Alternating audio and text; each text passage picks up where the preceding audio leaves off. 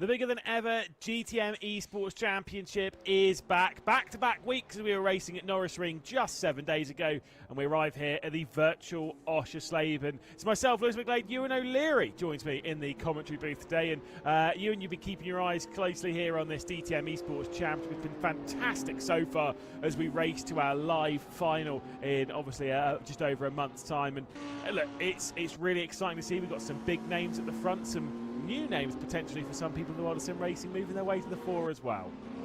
Yeah, we certainly have, and we've had three very different rounds, I would say, over the course of the first three, with different winners, and indeed the winners then not doing so well after they've won as well, which has been a little bit unusual for a championship. Nobody's properly gripped this, I don't think, yet. And as far as a championship lead is concerned, sometimes you might see 2 out of the first 3 being won by the same driver and somebody really taking charge, but that hasn't happened yet. And wonder whether tonight's going to be the night where somebody finally doubles up, or at least gets 2 sort of good results together, really, which has been a bit of a rarity so far.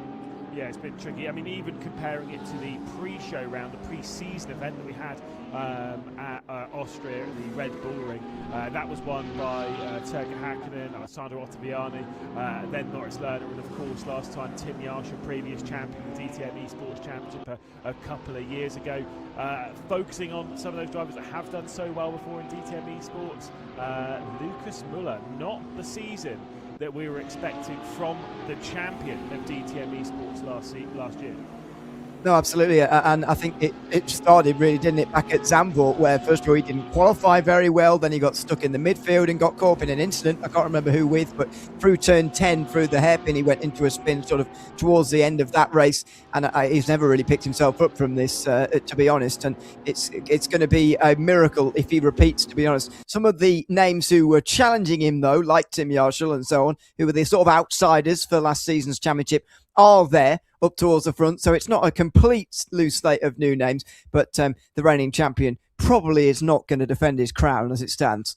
If I remember correctly, it might have been Moritz Lerner who was the one who tapped into the rear end of Lucas Muller at turn 10 back at the opening round of the season. He obviously then went on to win the next round. We went to the Lausitzring. Very different style of circuit there. Very different style of circuit we went to racing just a week ago at the Norisring. Very different style of circuit to what we're racing here today at Oschersleben. Obviously, it's a circuit which typically works for your slower speed touring cars. We've raced it recently in the Next Gen Cup, of course, here on RaceRoom, and those being much smaller touring cars, effectively. Taking some GT3s around there. It is quite a tight and difficult track for our drivers today. It is in GT3s, rather. I actually think it's a really nice circuit to drive, to be honest. I think it's quite underrated in as far as driving on your own, as far as putting a group of 30-odd out there at the same time and having a race. A little bit more difficult to overtake, especially when you're using the faster first chicane rather than the very awkward hairpin, which I know people don't like very much, but it did increase overtaking chances at least.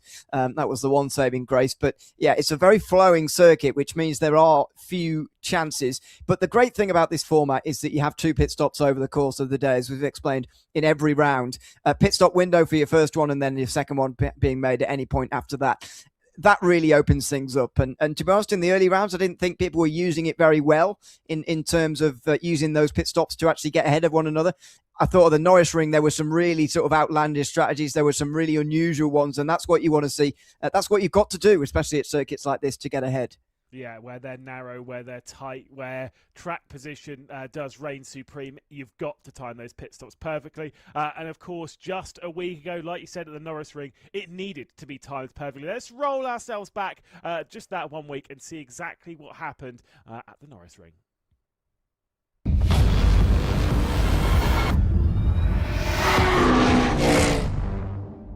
Here we go. So we are into the live coverage here. Thank you for bearing with us this afternoon, but it is 57 minutes left to go of racing. Tim Yarshall is your race leader. Turka Hakkinen behind. Alessandro Ottaviani is keeping close. Jonas Wanner had a little bit of a tap in the background, but Bennick has not quite got the speed of the quartet at the moment that lead. Here comes the battle for third position. Jonas Wanner to the inside, and he'll send the Alpha 1 by SX car up into third position. Alessandro Ottaviani down to fourth. Benneker looks to the inside and goes full send, trying to get it alongside the M4 at the opening turn. A big look to the outside from Jonas Wanner. He'll have the inside as they head their way towards this double 90-degree section where they go to the right and then back to the left. Wanner with the inside line trying to hold the podium, and he will do for now. But Max Benneker, he is there and he's knocking at the door. Lerner, though, with that early stop, like I say, he is very much caught up in a little bit of traffic here. Crucially, though, will he get in front of Thomas Ribeiro towards the opening corner? He's going to give it a good go. Look to the inside of the Mercedes. Ribeiro going to try and fight it to the outside. Bit discouraged as Lerner muscles his way past. There comes a look to the inside. Thomas Ribeiro making the move on Moritz Lerner. And by the time they complete the hairpin at the opening corner, it is Thomas Ribeiro ahead of Moritz Lerner. Benneker is looking for a second podium of the 2026 season. He's tried this one before, looking to the outside here. This time he's trying to leave it alongside. There is going to be a bit of a brush between the two of them. Jonas Wanner's going to go out into the barrier and slams the barrier on the exit of the chicane. They've dragged Nicholas Howland back into it for Team Nitro as well. It's going to be a trio following from what will be the final step on the podium. More slides, 3 wide into the final corner. 5 minutes and 30 seconds left to go. Max Benneker's going to steal it away, and now the up and under is going to go, at least at the moment, in the way of Jonas Wanner in the Alfa SX car. This is great fighting as we are on the 67th lap of racing here at the Norisring. It's Max Benneker holding the inside line. It's a big look to the outside coming in from Nicholas Hauben. He is going to steal away third position for now. I know it says fourth. We're still awaiting Martin Peterman to come into the pit lane. There's still Jonas Wanner's back into it as well. Benneker's on the outside, might get hung out to dry here. Could it be 3 wide to the final corner for the second time in this battle? Finally finding his way through comes Nicholas Hauben, but Jonas Wanner was there as well. Surely we're going to get some 3 wide across the start-finish straight. Look at this battling. I love to see it. I mean, the Norisring, it's tight and it's technical, but goodness me, it is a breeding ground for some good racing. Jonas Wanner with Maximilian Benneker trying to use him as the battering ram now. It's roles reversed from a couple of laps ago. The black and yellow BMW of Wanner will establish control. Bump wide, though, the Porsche sideways into the side of Maximilian Benneker, who will find his way through. Well held there. And for Tim Yarshu, who holds firm at the front, he's not going to have a pretty difficult run towards the checker flag. This is where the difficulty is going to come. The fight for third. Wanner, Benneker, Hauben, Ottaviani. Extremely tight between them. A look to the outside again comes in from Benneker. He's surely going to have a look into the final corner. Tim Yash is off the final corner, and he's going to win here at the Norisring. A fantastic performance to become the third different winner of the 2026 season. Turka Hakkinen in second, and the drag race to the line will see Jonas Wanner just about able to beat Max Benneker, Nicholas Hauben, and Alessandro Ottaviani. The quartet across the line in a frantic and fantastic fight for third place. So Tim Yarshall victorious again in the DTM Esports Championship. I think he was winning 5 times last season. Obviously a different format there where we had 2 races a night. Now with just 1 race a night, finally got himself a victory. But Ewan, that means we've had in the main championship here, we've had 3 different winners from 3 races, including the pre-show round. We've had 4 from 4. I wonder if we're going to get 5 from 5 tonight. Yeah, I guess the chances go down each time, don't they, of that continuing on. But you wouldn't bet against it totally. We're going to know a lot more about that after qualifying, it feels, because it's going to be another one of those races where qualifying up towards the front is very, very important. And, you know, if you were to be harsh on that race, you saw there from the Norisring, it was effectively Tim Yarshaw getting pole and then going through to the end with the win. Obviously, it was a bit more complicated than that. The battle for third was exceptional behind, but as far as the lead was concerned, the conversation for the lead was very, very short. So I have a feeling that is going to be a similar feature here tonight as well, where the sort of narrowness of Oschersleben is going to mean it's difficult to overtake, and the pit strategy is where the difference is made again. Yeah, I mean, look, for Max Benneker, I will say there was a ride to fourth position, just another good result from Benneker this round. He's one that definitely could find himself up in contention for a pole, maybe even a victory. The poles through the season so far have been pretty critical to drivers when you can see them here. Alessandro Ottaviani on pole back in Zandvoort, and then obviously went on to be victorious. Tim Yarshaw did get the pole at Lausitzring, but was unable to be victorious that day. That one went to Moritz Lerner, and then the Norisring, of course, it was Yarshaw on pole, and then ending himself up as the winner of that round as well. So I think you're right. Maybe that pole position is going to be critical. You can see here the podium. Great to see Turka Hakkinen onto the podium as well for the NeedRacing.com team, especially after that victory in the pre-show round. Over a month or two ago now. Yeah, exactly, and finally picking up some form from that. Here are the standings coming in as a result.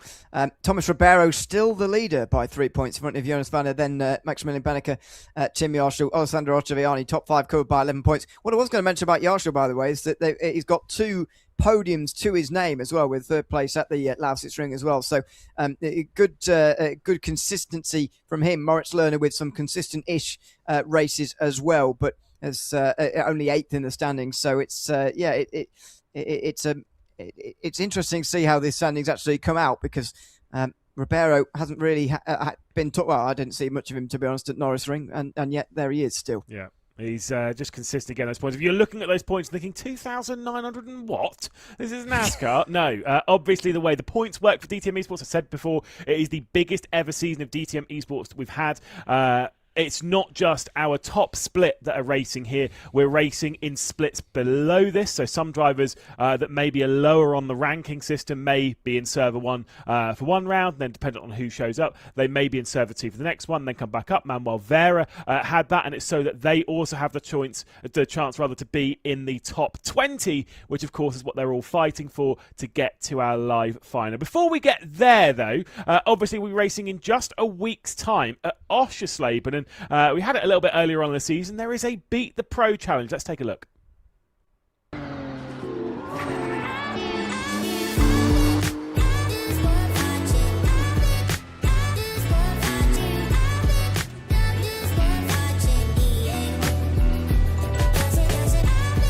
Hey everyone, Calvin van Linde here, racing driver for BMW Motorsport and Schubert Motorsport in DTM. I've just tried my hand at the new RaceRoom, and yeah, you guys can do the same. Head over to the leaderboard, try and beat my lap time, and the fastest 5 will be invited to Oschersleben, where we can have a meet and greet in the box, and looking forward to see you all there. So, see you soon.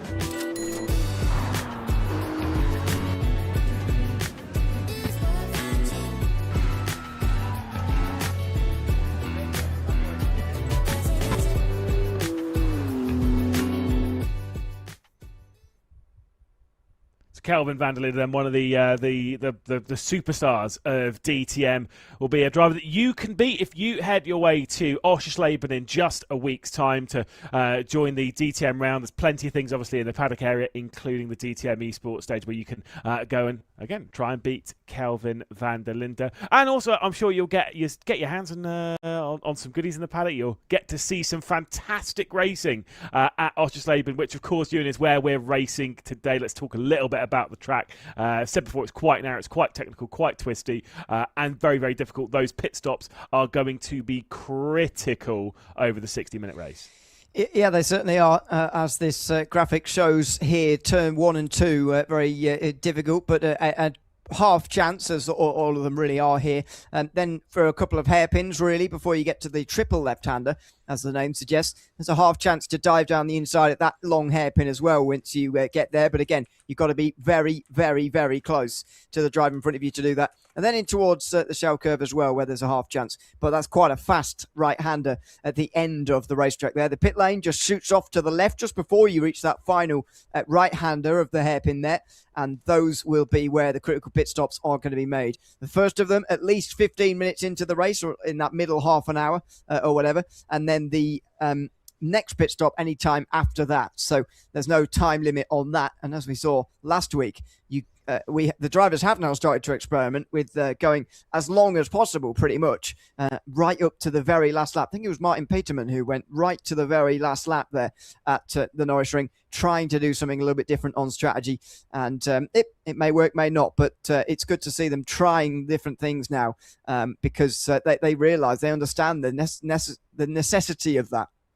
Easy for you to say. No, I think you're absolutely right. Like, it depends on the kind of circuit. If it's somewhere like the Red Bull Ring, which obviously was in our pre-show round, you could kind of afford to pit quite early because you knew that if you were in the points where you might have to overtake someone, theoretically you could do everyone's running around the same pace, bit of slipstream, shouldn't be too bad. When you go to somewhere like Zandvoort, for example, in our opening round of the championship, you kind of had to leave those pits a little bit late. Same as the Norisring, and very similar to here, where I think you will have to leave. If you want to win, you have to leave those pit stops quite late. I was surprised, as I'm sure Zach was, I'm sure you might have been whilst writing your articles, that Max Benneker pitted quite early, a lot earlier than expected. And it didn't hamper him as much as I was personally expecting it to, because I thought he was going to get caught up in way too much backmarker traffic. I think the thing about the Norisring was that you pretty much ended up exactly where you were before, just a lap down after your pit stop, which is not going to be the case here, and it's not going to be the case anywhere else. The thing about this format here really relies on the fact that the pit stops are really quite long, and so you don't actually normally end up in traffic that you're talking about there because of the long pit stops dragging you back into some clean air. I actually didn't mind that call from Benneker last week, to be honest, because I thought he's stuck in traffic anyway. It's worth a go. And I thought he probably got the most what he could out of that race last week, to be honest. I don't think he could have troubled the top two, really. But battling for that podium place, as he ended up doing there, was pretty much the best he could have hoped for, I felt, from last week's race anyway. So I didn't mind that call, to be honest, from him to do that. But it's a stark contrast, I thought, to the Zandvoort round, race one. I remember thinking about how wrong he got it, I thought, in terms of when he pitted. He only went on one lap further than, I think, was it Ribeiro and Vera, I think, who was with him at the front of that race. He pitted just one lap later than them, as if one lap of an overcut was going to get him ahead of them or something in the end. And he did it twice. It got him exactly to where he was before. So I thought that last week was much smarter than what we saw earlier on in the week. You'll be getting some criticism from the Mouse team for disregarding their strategy. Practice, by the way, has come to a close, and Keke Oliveira was the one who topped the practice session. As we head into qualifying, who's going to be on pole for the fourth round of the season? We'll have to wait and see. I mean, Joshua's in form, isn't he? Not only with the win last time out, but also with the last two pole positions, as we saw on that graphic there. The only driver so far this season to have gotten a pole where he hasn't won from it. If that's a record that you want to give somebody, he did manage to convert a pole position last time out at least. But he's the one in form for me. He got pretty close last season, and he's right up there again this season, as we saw with the standings there. Although it is very, very close across the board. Say anything to Tim in his interview after Norisring, but understandably so. You're obviously never going to bring it up. I'm sure he knows it more than anyone else. If you remove penalty points from last season, I'm pretty sure he wins by a fairly comfortable margin, followed by Isaac Price, who's not joined us this season. Basically, your point's right. He is sometimes, quite often, the former man in the DTM Esports Championship, and we've seen that in the years past. We've seen it in the season past. It's the reason he is the champion, as he disappears off behind the hairport. What was it? Back on the start finish straight, I'm sure. Well, into the final corner comes Keke Oliveira after topping practice. It's great to see Keke Oliveira up there. Obviously, one of the most positive drivers in the world of sim racing. And the opening lap of this qualifying session sees him at the top, ahead of Tim Yarshall in that Audi R8. Yeah, and you mentioned it, through practice seemed to be the fastest driver, so no surprise that he is challenging so keenly towards the front of the field. And he starts another lap, resetting himself straight away and starting another one. It's the faster version of this first chicane. Certainly better for driving, not better for overtaking though, which I'm a little bit sad about. But anyway, they'll have to find some other places to make moves. They'll have to find some more time in these laps here, because qualifying is going to be so important. Ottaviani now moves up to second place on that front row. Ottaviani has had some serious speed this season, loving seeing it into the triple left-hander. Keke Oliveira bails from that lap and will reset. Remember, by the time he hits zero, the session is over. They have the track to themselves. And they get as many goes at it as they possibly can, and that's why you see some very, very tight margins. Not quite as tight as what we were seeing maybe last round of the Norisring, when they had to deal with a whopping 4 corners. Around here, I would suspect the margins from top to bottom might be a little bit larger than what we had, but a few drivers to really keep an eye on into the opening sector. Then again, from Keke Oliveira, I've always struggled to find a good rhythm in that first sector, because you've got to be so committed through the opening part of it, because you can carry so much speed into or through Hotel and then into the ever-tightening right-hander of effectively the second corner. Yeah, it is really difficult the first couple of turns, but it very much sets the tone for the lap, because there's multiple hairpins that look a bit like this one at turn 1 and 2 here.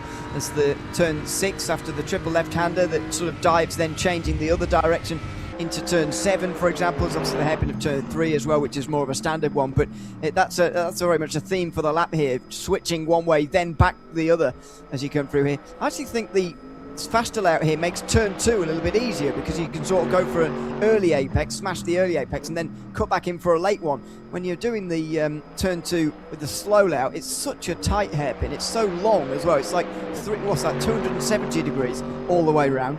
It's a lot more difficult. So I actually think this faster layout, while also being more flowing and entertaining, is also a bit easier.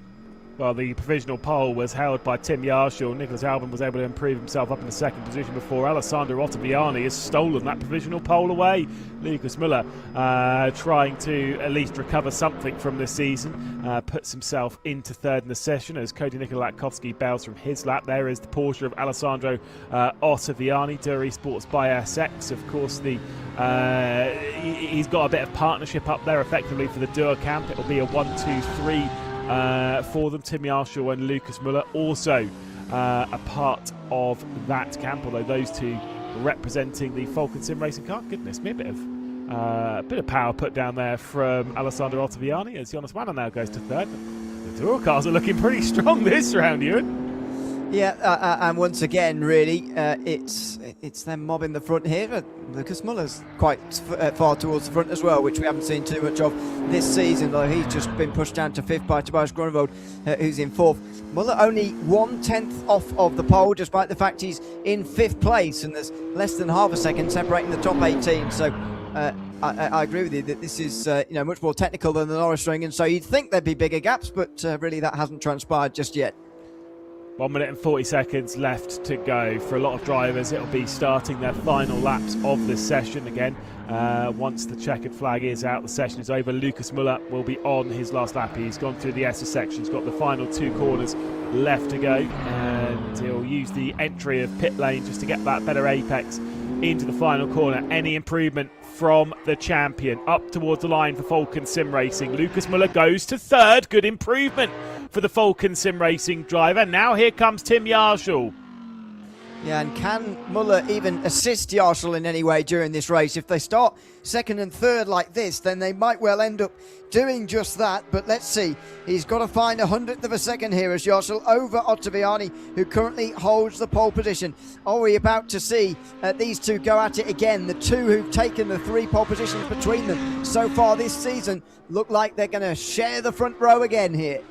Tim Yarshall, big slide as he goes through the chicane. I'm not sure that'll be any improvement, and definitely bounce from it was 400th down in the opening sector. Back to Max Benneker, who's come through the opening sector about 700th down on our provisional pole time at the moment by Alessandro Ottaviani. What does the middle sector hold? Again, losing a little bit more time on my live timing.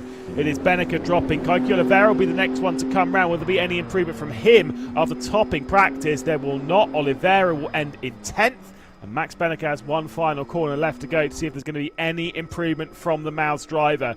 Currently sits in 9th place. Is he going to be able to work his way forward? No, he is not. Alessandro Ottaviani then will be the one starting from pole position here at Oschersleben. Yeah, absolutely fantastic lap from him, a 1:19.9, getting him that best time and getting in the pole position here for tonight. So it's he and Yarshall really who've shared the poles so far this season. Across the board, across the 4 rounds, but they're not the championship leader, of course. The championship leader, by the way, Thomas Ribeiro, down in 14th on my last look. Yeah, 14th he stays at the end of that session as the championship leader, of course, so he's got some work to do from back there. Obviously, for these drivers, they're really focused on being inside that top 20 to get to the live final, of which they have, after today, only 1 further round to qualify for that. It'll be 2 rounds at the live final in a few weeks' time. and very curious to see how that was going to unfold. Obviously, we're racing at the Nürburgring and at the Hockenheimring in rounds 6 and 7 of the DTM Esports Championship. You can make whatever joke you want out of that one. I know you will. I can feel your hands. Crazy, off he goes. No, he has no idea. Nope, 6, 7, that's fine. No. Obviously, Sachsenring before that, but here at Oschersleben, look, these are going to be some important points for these drivers to score. Yeah, they are, and you know the front, as we've already seen in the standings, very, very close across the board. So it is probably a concern for Ribeiro that he's so far down. For example, the leader so far down the field. Although then again, his closest rival Beneke is not that much further ahead, only in 9th place himself. So a lot of the guys who were already towards the top are not actually that close towards the top of this qualifying session. It's really Ottaviani and Yarsho. And I said at the start of the stream that nobody has really gripped this championship lead yet, in as far as, yes, there's been lots of different race winners, but the other races they've had have not been very good ones for those race winners. That might well change here tonight for the likes of Ottaviani and Yarsho, who look like the big two at the front of the field. Yeah, very much so. See if the champion can maybe throw his hat into the ring and steal a victory away for the DTM Esports Camp. They've got quite a few drivers up there ready to take control then this evening, and if they can all kind of work together, they can definitely secure a victory between at least one of the 4 of them that are right the way up there. For those that are a bit further down, they might have to risk a little bit on strategy here this evening. And you pointed out quite rightly, at Norisring, you'd come into the pit lane and come out basically where you came in, obviously just a lap down. Around here, we're not expecting the same. In that sense, though, there's a lot more room for potentially some clean air, so the undercuts might not be the worst strategy in the world around here. Yeah, I think if you're stuck in traffic, you should be looking for an undercut pretty much immediately, to be honest, because if you're not going to get past it in the period leading up to the pit window, you're not going to be able to do it after that either. There's plenty of time in the first part of the race to figure out whether you're going to be able to pass the guy in front of you on circuit or not. So either get that done or get in the pit lane pretty quickly, I would say, and make your first pit stop early on. We might see some of the others up front reacting to that. We'll wait and see if there are guys who really run quite a long way in, because I think Yarshel in the lead ran past the halfway mark only just at the Norisring last week. So we might well see some longer runs in as well, just depending on where you are. But yeah, there is a lot of room for clean air around here. It's gonna, if you're one of the sort of leaders-ish, you're gonna pit and then come out not miles in front of the race leader, but still in clean air on the lead lap.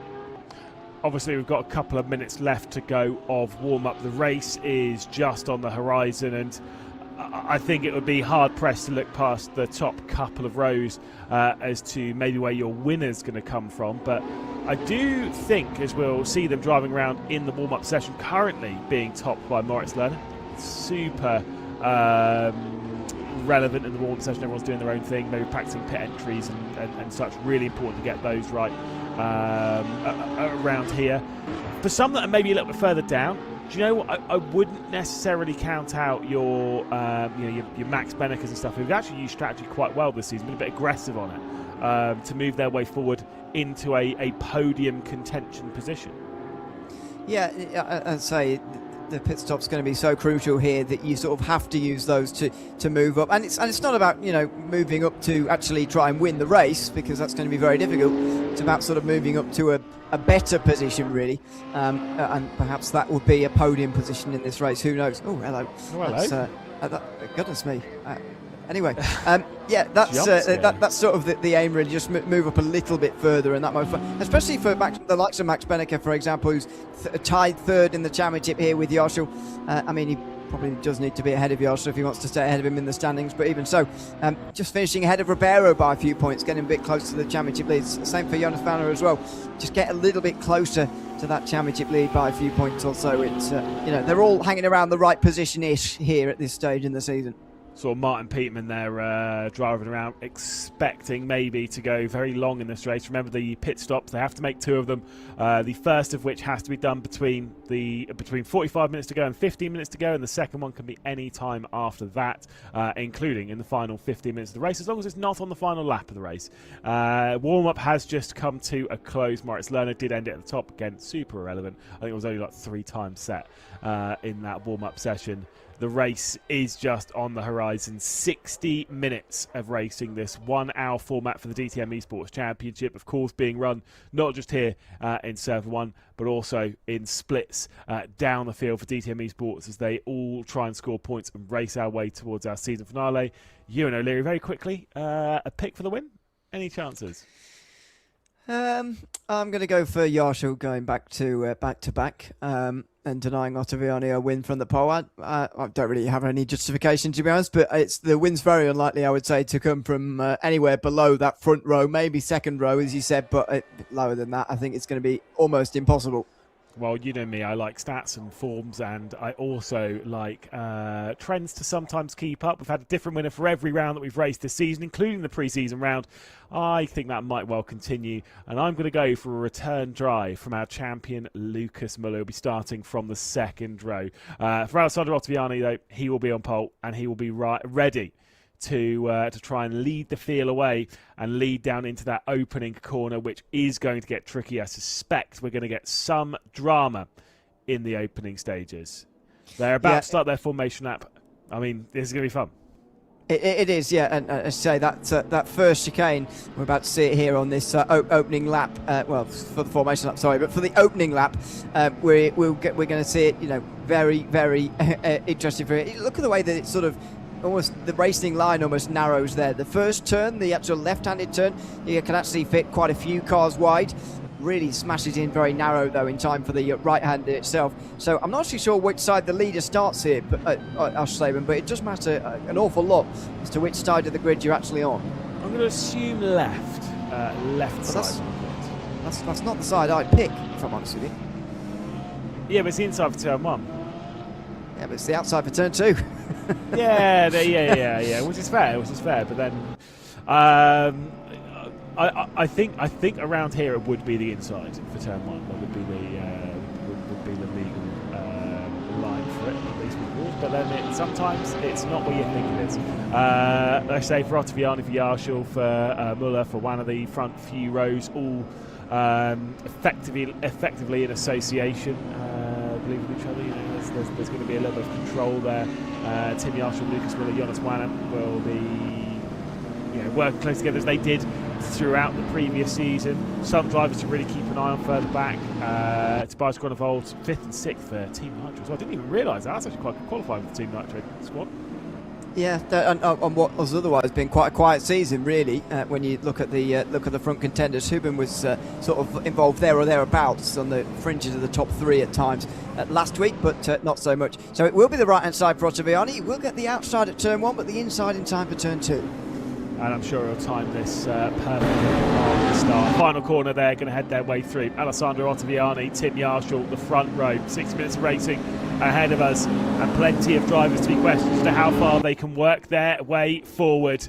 So, for the 4th time in DTM Esports in this new era, 2026, these longer races, we're about to get racing into the opening corner. And it is racing. Tim Yarshall almost looked like he jumped the start then. He's able to clear Alessandro Ottaviani easily into the opening turn. It'll be Yarshall from Ottaviani. That looked almost coordinated between the group. Wanner and Muller will be fighting over 3rd and 4th position. Meanwhile, a big look to the outside as Jonas Wanner is able to keep Tobias Groenewold at bay. But Tim Yarshall, Ewan O'Leary, is your race leader by a country mile.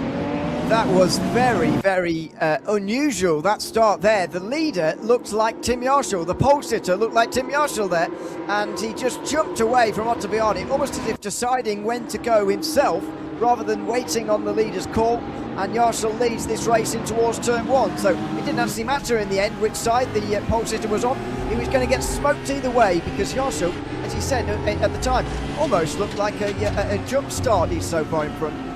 On board with Manuel Vera, Max Benneker ahead, Moritz Lerner behind, a bit of Mal's bread on the HG Racing Esports sandwich. Kaiki Oliveira, despite topping practice, has dropped down into 12th. He's now got Philip Dries and Bo Dixon behind.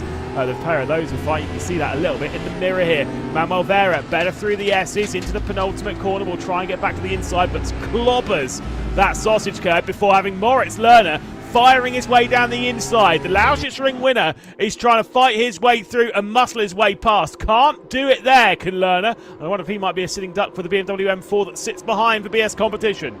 Vera's too far back, but it could be quite costly, that failure to make the move there, because as soon as we get single filed out and settled in to the early stages of this race, it's going to be very, very difficult to overtake. We're already seeing that inside the top 5 here. Joschel leading ahead of Ottaviani, Muller, Banner, and then Groenewold. Then a bit of a gap back to Huben, and things behind him not quite settled down just yet, but you can see what's going to happen to them very soon as well, as it's happened to the top 5. Already in a stage where it's going to be very hard to make these overtakes.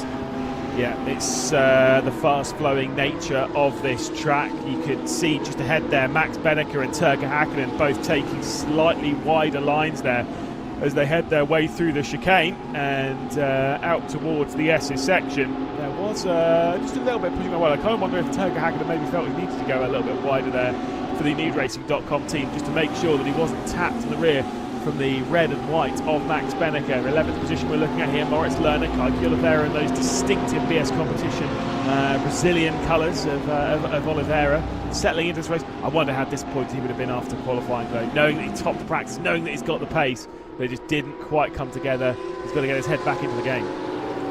First round of times we saw him top the session as well. It was second and third and fourth attempts that just went wrong for him. He kept resetting again and again and again, and while he was doing that, there were drivers going faster than him in each and every time, and so he's ended up a long way away from where he should be.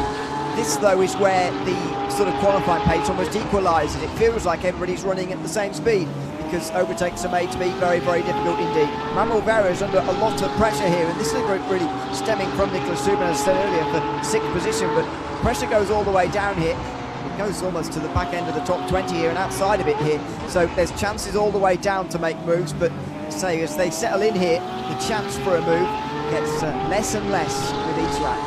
Yeah, I mean, look, the one thing you can kind of do around here by keeping everyone under pressure, the car ahead of you really under pressure, like what we're seeing here from Moritz Lerner on the back of Manuel Vera, is you can force mistakes. You can really put them under a lot of pressure. And where Vera's had a couple of mistakes, Benneker's been able to pull out a bit of a margin that's giving Moritz Lerner the opportunity where maybe one more mistake and he can find his way back down to the inside. Of course, Vera went a little bit too tight through the penultimate corner a few laps ago, clobbered the sausage curve on the inside. Suddenly Lerner had the opportunity, couldn't quite get down the inside into the final turn. Certainly had a good look. We're riding on board with Max Benneker with Turger Hakkinen ahead. You can see the battle with Benneker's teammate Lerner trying to get his way past Vera directly behind. This is going to be a nature how this opening portion of the race unfolds, though, isn't it? Yeah, very much so. There'll be a lot of drivers already waiting for the pit stop window to open here and make their first pit stop of the day, and then the interest is going to be who makes it straight away and who carries on for a little bit longer where they are, because not everybody can come in and make an undercut here, especially in that second group back there. Even in this front group, to be honest, 5, the 4 behind Joschel can't all come in at once, otherwise there's not much benefit to that, and they'll start tripping over each other. So it's going to be in a holding pattern for now, but it's not going to last too long, because everybody will have been expecting this and they will be planning their move to come into the pit lane. The problem around with this pit lane though is that you can't, you've got to commit to it really, and you can't sort of back out if you see someone in front of you coming in. So that makes it hard to sort of change on the fly. Yeah, I mean, it is a tricky pit entry that you'd like to say you have to be fully committed to. Thankfully, there it is on the left-hand side. It takes quite a wide run through the outside of the final corner. It's certainly not the worst pit lane we visit all season. I think it's actually fine. The only bit I have, I can almost accept it. The exit, you are dropped out, not onto the racing line. You're on the outside of a pretty fast and blind corner, and the amount of time where you have a little bit side-by-side contact is definitely to keep an eye on here, because people, when they rejoin, they're almost in each other's blind spots. I mean, we saw it there with turn 2. They do use a little bit of that pit exit road in the line that they're using, so it is a little bit on the racing line. It's not terrible, as you say, they're on the outside, but they are a little bit on there. But if this is not the worst one, then which one is? I don't know which. The worst pit entries? Yeah. I've got a list. On this calendar. On this calendar, well, I mean, technically we've had Red Bull Ring. I know it's not been an official round, but Red Bull Ring. Counting that. Red Bull Ring's pretty bad.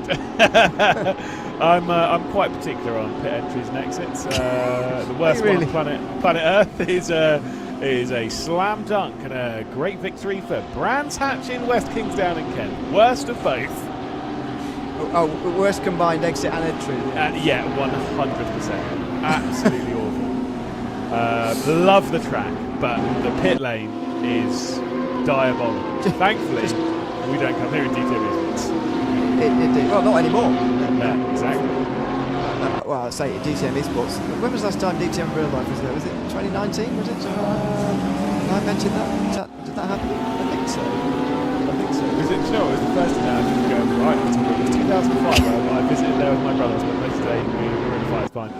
But 2005 was the first time I ever went to a motor thing as a kid, and I didn't care. That's fine. Now I do very much so. It was 2019. Just googled it last time. So there you go.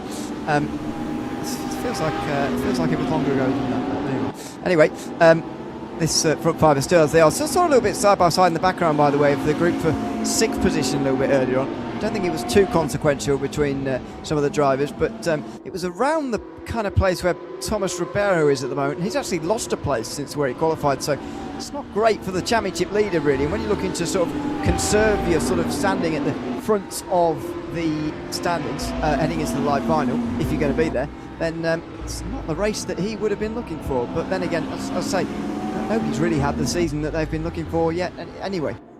Nikodem Wisniewski, weirdly enough, out of the race for the Porsche that he's behind the wheel of, and interesting to have a retirement that early for Ribeiro. He's the highest placed of the Mercedes. Quite a lot ahead of him is BMW and Porsche, with the lone Audi R8 ahead of him, being of course Tim Yarshall at the front of the field, way ahead of the other Audi R8 in Roche, who sits down in 17th position. I don't know that's too much, but it's always one of the things to keep an eye on. And as we approach the pit window opening in about 4 minutes' time, you'd have to wonder that a few of those drivers that are outside the top 10, Tomas Ribeiros and such, that are maybe way out of position in the negative, that an early pit stop might well be on the cards. And I think from this group here, Ewan, the pit stop will be, for one, communicated surely, because we have Yarshall, Ottaviani, Muller and Vanna, and they're all a part of the same stable. So they can all control things from their current positions to maybe maybe not trip over each other too much. Yeah, I get that. I would slightly question there being too much communication between them, as in, if there were so much, they could ensure that nobody overtakes anybody else, and I can't imagine that is something that all 5 of them are going to be happy with. I might be wrong, but you know, they could, if they wanted to, really coordinate this so they come out exactly as they are now. But I can't imagine that is going to happen. It is probably going to be more interesting though behind here, where we are starting to see some fracturing. Manuel Vera can no longer stay with the pace of those in front. Max Benneker with now nobody behind him, and put his full attention on to passing Turker Hagen now if he wants to. Max Lerner can put his full attention on, or most of his attention on trying to join him. Oliveira is right there as well. This is, as I say, this sort of area where there's loads of different teams back here, and there's loads of people who are stuck. I mean, Kaike Oliveira, you highlighted pretty much straight away, is one of those. And I mean, look at this. He's trying his best right now, but it is just very difficult to actually make the pass on the circuit. So, a couple of minutes' time, he might well be in pit lane. Well, you say, yeah, that Vera dropped off the back of Benneker, and so Learn had a fresh chance to go through. The only problem with him is he's got Kaike Oliveira behind, and they've got Philip Drace as well, waiting in the wings for his potential move. Bo Dixon's not a million miles off either, and the championship leader, Tomas Ribeiro, is behind that. So where some people pull away from the Drace and others get clogged up in it, and Vera's been able to pull out a slight margin over Lerner behind, and he'll refocus himself on the second ahead to Max Benneker, who is unable to find his way past the Finnish driver of Turkka Häkkinen. Back on board with Jonas Wannon, you can see the top 3 ahead, and the differing lines through the opening complex of corners as they head their way through 2 at Hotel. And that mirror being very much focused on as Tobias Gronewold is there for Team Nitro, incredibly close. Look at it, the top 4 being separated by 1 second. The top 5 effectively by 1.2, which Very rare in GT3 racing. Yeah, it's pretty remarkable. I mean, it's quite difficult in real life to follow this closely, to be honest. Oschersleben, it's normally the problem around here. Even with the slow hairpin, well, it's not hairpin, is it? But the slow first corner layout, even then it's very difficult to actually make an overtake and stay this close. And on GT3 races, where it can get very difficult. And this is what, Lewis, drives people to say GT3 should have DRS. Just saying. Oh, you did listen to that that last time out. Look, it wasn't me that said it. You told me about it anyway. Yeah. Did I really? No, I try and remove as many conversations with you out of memory as possible. Did you know that England got beat by Argentina? Anyway, 45 minutes and 40 seconds left to go. The pit stops are on the horizon, and a few have come in earlier than I thought they possibly could, but obviously they know the rules better than we do, and they have ventured their way into pit lane. It's not just one or two of them, and it's quite a lot. It is. As expected, there was going to be quite a few pit stops early, but the amount has surprised me a little bit, I must say. Try and get an actual number when everybody's come through here, and I can count them properly. Everyone's moving around like they're on a trampoline at the moment, but it's a lot of pit stops at this stage, and as I say, a bit earlier than I thought possible as well.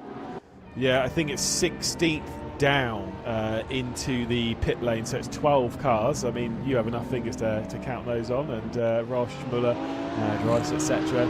They are all in the pit lane. Jonas Vanna's now working his way to the exit of pit lane and will be the leader of those. Tim Yarsha remains the leader on the circuit, and you can see how tight it is between Vanna and Muller. Tobias Grollevold also at the pit lane. Very important for Max Benneker to have some clean air here, although I think he might be still be behind Turka Hakkinen. He is. And this is what I meant about the commitment that you have to make on the way into pit lane here.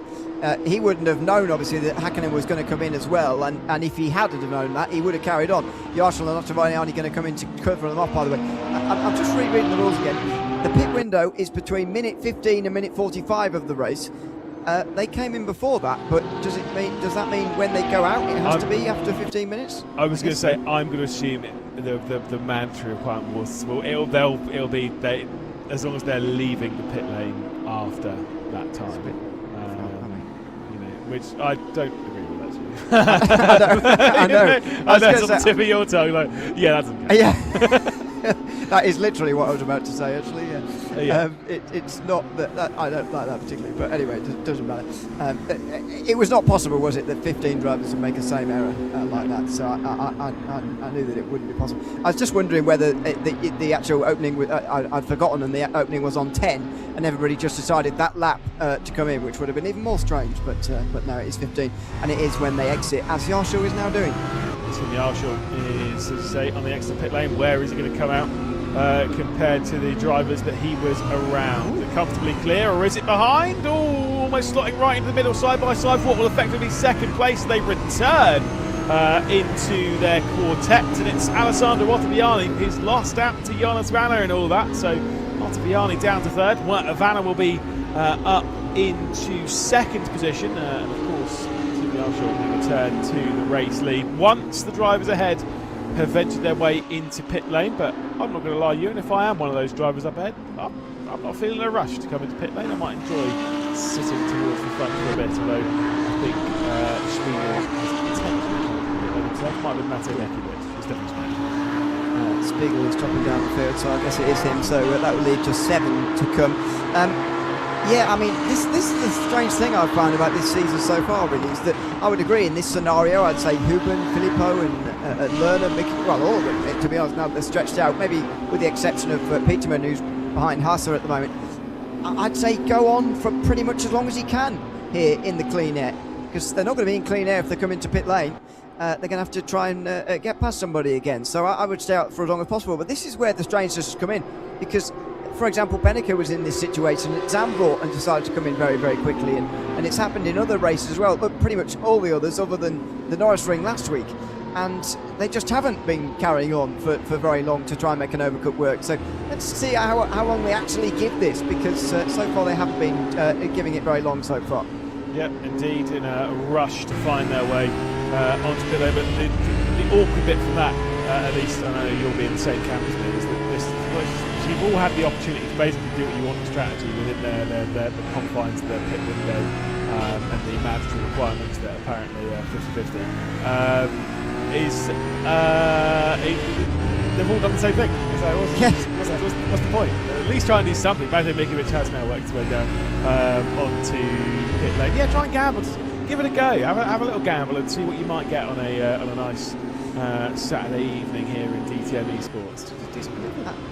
Exactly, and first of all, there's no point in having the choice if you're not going to use it. You might as well be told what lap to come in if they're all going to be like that. But I know it, and I say this all the time, as you know, and the drivers always come back to me and say, "Well, it's slower on paper." I'm like, "Well, I know, but so is being stuck behind somebody." Yeah. You know, it's not, you know.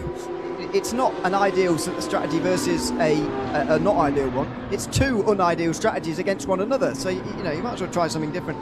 And strange things can happen while you're not there. For example, when the others are in a group. I mean, Hubin's on his own at the moment. Who knows what's going to happen to these five while he's out front there? And they might all crash into each other, and he can come through the middle and win the race. Who knows? You just don't know. As unlikely as that scenario is. So you have to just try something different. So there's no point in having the choice if you're not going to use it. Sure. Filippo will be the next one into pit lane. You're absolutely right. If he's not listening, huh? He's not listening to us, clearly. No. Look, they're going to do their own thing. It's fine. Whatever. As Moritz Lerner will at least listen to us and try and do something different as he stays out on the racetrack.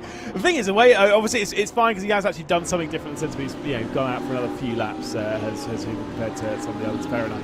But the way that I was always told is that if you pit on the same lap as the person that you're directly behind, you will end up finishing the race almost certainly directly behind them, right? Yes, of course, overtakes exist, and you can go and do it, fair enough. But obviously an overtake, if you can do an overtake on strategy, it's effectively a free overtake.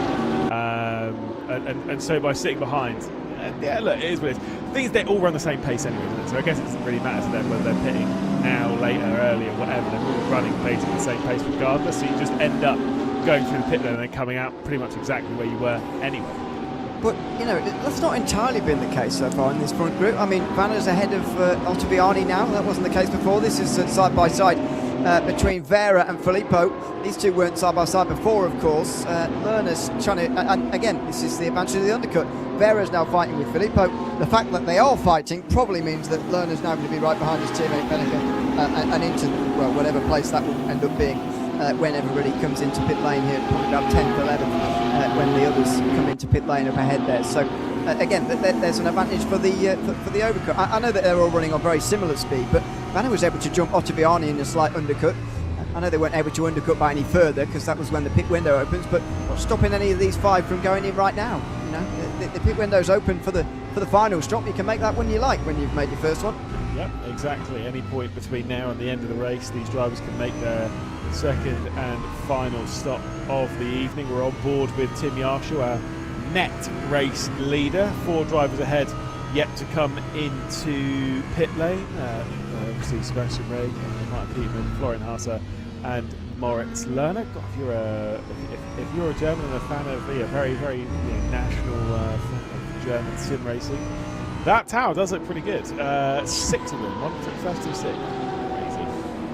I noticed this at the Lausitzring, by the way, which the Germans were doing very well. I felt that was maybe down to a bit of home field advantage because the Lausitzring's a bit of a strange place and a layout, and the Germans obviously will have driven there a little bit more than the others because who would drive at the Lausitzring unless you were told to? I mean, I've got a podium at the Lausitzring. How many were in the race? There was like 30 people in the race. I think that might have been, Kevin Siggy was one of them. Yeah, well done. Thank you. Was he one of the 2 ahead of you? No, actually, Dan Kell was the only one ahead. It was a 1-2 for my team. So take that one to the bank, Ewan O'Leary. Moritz Lerner is into the pit lane, leaving just 3 cars out on the circuit. Florian Haase, Martin Peterman and Sebastian Ray. Where is Lerner going to come out compared to his teammate? That's effectively the battle that he was. He was behind Max Beneke, who's actually just set the fastest lap of the race as he tries to chase down Turka Hakkinen. Here's Moritz Lerner rolling towards the end of pit lane. Quite a late stop for him, and he might jump a couple of spots here as he heads out of the lane. Behind Benneker he goes. Will he remain there? He's behind Vera as well. He's exactly where he was before. That's not doing much for my call for people to do something a little bit different, because he has done, and he's not actually received any benefit or negative from that at all. Totally, they all run basically the same pace. Again, they're all very good at this. It's very James fine. They all run. They practice so much. They all basically run the same speed, and so actually making a difference to strategy is tough. As much as we'll sit here on the comment box and say that they should do this, that, and the other. I get the feeling if they just run 2 pit stops at some point, they'll probably end up where they were going to end up anyway. And this is why we need to increase tyre wear tenfold. Maybe not tenfold, but a little bit. Wouldn't that make people split the race into thirds because the tyre wear's so high? Yeah, it means that undercuts. Well, true, but yeah, true. I suppose, yeah. Not a bad idea. But I get you thinking of something to try and mix it up, because you're right, they are on such a similar speed that it makes it. And this is the point of GT3 racing as well. There's advantages and disadvantages of all formats of racing, and GT3's advantage is that you can get so many varieties of shapes and sizes of sports cars to run at the same pace, but the disadvantage is also that you can get so many sports cars to run at the same pace as well. And it means that a difficult circuit for overtaking like Oschersleben, you get races like this where it is hard to make overtakes. Having said that, not much happened for the first 50 minutes of the Norisring, and then the last 10 minutes were excellent. So I'd hold on for the next 25 minutes. Indeed, into the triple left as we see it through Moritz Lerner's eyes as he heads his way back to the apex. Bit of a grass clipping there for his teammate Max Benneker, a couple of spots ahead. Into the chicane they go. Peterman has worked his way into pit lane, so not leaving it as late as he did at the Norisring. Florian Haase also is into the pit lane, I believe, and so Sebastian Ray will be the only one remaining out on the circuit. It might actually be Florian Haase coming into pit lane rather than Michael. Maybe he's leaving it as late as both. They're both in. Yeah. Sebastian Ray, the only one who's carrying on at this point. As Lerner does go for it here. He's not spent too long behind Manuel Vera this time, and this is again the element of surprise where you've got to spring it on them early, trying to get alongside. He can't stay alongside though quite. He needed to stay there, even if it was a slight overlap down towards turn number 1. Is he going to give it another go now? He's getting desperate, and he just backs out of it. He is pushing now, and he's got to try and strike early, because the more comfortable Vera gets with Lerner right behind him like this, the less likely the overtake is going to come. Second time in 27 minutes that Moritz Lerner's tried that one through the final corner, and both times ended up on him sitting behind the Porsche and remaining behind the Porsche. Enzo Filippo is also closing his way in. Kaiki Oliveira is the one who's lost out a little bit through that pit lane sequence. Obviously he was behind Lerner, was trying to look down the inside of that very opportunity. A few laps ago. Into the back of the Porsche goes Moritz Lerner, and I get the feeling that Porsche of there is struggling a little bit, whether it is whether it is tyres, whether it is just focus and concentration. That Porsche is under a lot of pressure, and Moritz Lerner, you feel, will be getting through at some point in the near future. Yeah, I think Vera's qualified over his head, to be honest. I think he's had an excellent qualifying, and I don't think he has the race pace to back it up, really, based on what we've seen so far. He's got Lerner behind him for now, but very soon, Oliveira was in that group with him earlier. Filippo here this time as well, though. Oliveira's going to, he's seen this coming, and he's going to go straight into the pit lane. Also, somebody ahead of them came in there. That was Turkka Häkkinen, who's kicked off the final round of pit stops already.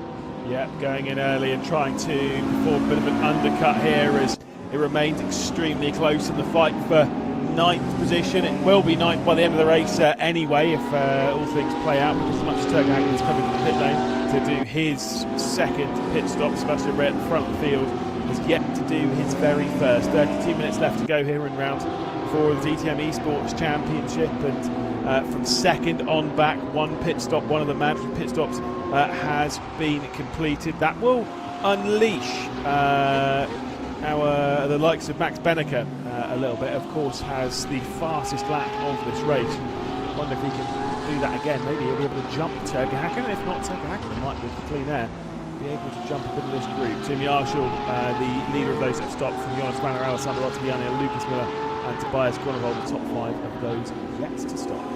Well, those yet to stop for the second time, but have stopped once. That's what I meant. Yes. This is not confusing at all. We've got no stops, 1 stop, 2 stops been made all at the same time. Into the pit lane, somebody there. Is that Muller in? Or who's in? Oh no, Rear's in, sorry.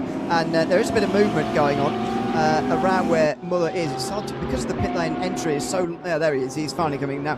We don't get to actually see whether he's come in or not before he actually hits the speed limit, which is a long way down. So Jarschel and Vanna are going to be 1 and 2 here. Ottaviani then has a bit of a gap behind him where Muller was, but how soon are these guys going to cover him off here? Are they all going to be in next time round, I wonder, to try and cover off Lucas Muller? Well, obviously Muller was jumped to the last round of pit stops by Jonas. Sorry, it's Alessandro Ottaviani rather than was jumped, wasn't it? And you kind of get the feeling that maybe Ottaviani might well get jumped. Can he get jumped off the podium? He did such a good job in qualifying, and you know, having grabbed pole position. Obviously, the start was a little conspicuous by Tim Jarschel, but clearly he knows the rules better than we do. But he was able to jump into the race lead much earlier. Not only us, he knows the rules better than Alessandro Ottaviani, it looks like as well. Clearly. Because he just went when nobody else did, and he's got away with it. So that's sort of how he's leading at the moment. But who's going to respond here this time round in the pit lane? Vanna's in, and so is Ottaviani. Yeah, a pair of them aggressively firing their way into pit lane. That's why the pit entry is not super bad around here, in the sense of, yes, it's not great, but at least it's on a straight and you don't have to do something different to the others around you. That is the thing that I hate about some pit entries, where what you're doing on the racing circuit is different to what's, what someone's trying to add to the pit lane is. Anyone will know that from racing somewhere like Sepang or Circuit Gilles Villeneuve or Zolder, perhaps. Is your dream pit entry and exit Fuji then? Oh, it's a bit boring, isn't it? But yes. Oh, come on. There's no pleasing you, is there? No, it's not. If it's correct, it's too boring. If it's incorrect, it's bloody dangerous. Yeah, exactly.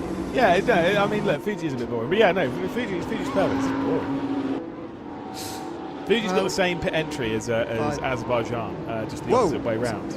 Sorry, Häkkinen's ahead of Muller after that undercut, by the way. So Muller must have had some either a bad pit entry, a bad outlap. Something has gone very wrong for Lucas Muller, because it's not like Häkkinen's had a great outlap. He's nowhere near Vanna and Ottaviani.